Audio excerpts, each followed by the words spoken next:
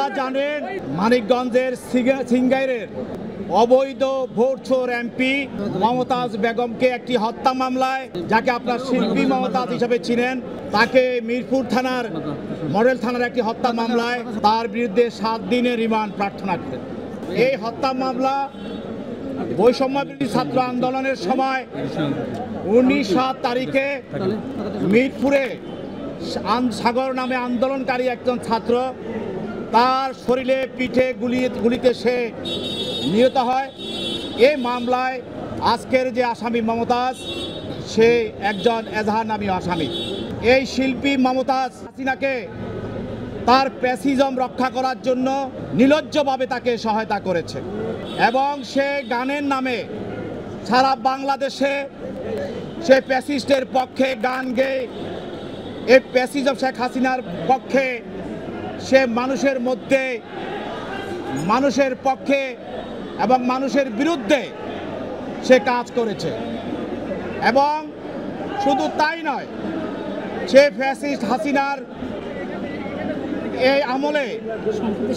সে সব সময়ই বিভিন্ন ধরনের বক্তব্য রেখে শেখ হাসিনাকে সন্তুষ্ট করার চেষ্টা করেছে এবং সরকার যতগুলি অনুষ্ঠান হতো সেইখানে সে গান গেয়ে সরকারের লক্ষ লক্ষ টাকা, কোটি কোটি টাকা সে অবৈধভাবে সে হাতিয়ে নিত। পবিত্র পার্লামেন্ট, যে পার্লামেন্টে প্রতি মিনিটে কথা বলতে গেলে বা সময়ে বাংলাদেশের কোটি কোটি টাকা খরচ হতো, সেই পার্লামেন্টে সে গান গেয়ে পার্লামেন্টকে একটি হাস্যকর স্থানে সে পরিণত করতে চেয়েছিল এবং সে শহীদ রাষ্ট্রপতি জিয়াউর রহমানের শহীদ নাম নিয়েও সে তার গানের সে তার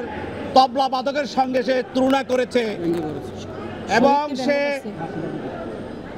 সাবেক প্রধানমন্ত্রী খালেদা জিয়ার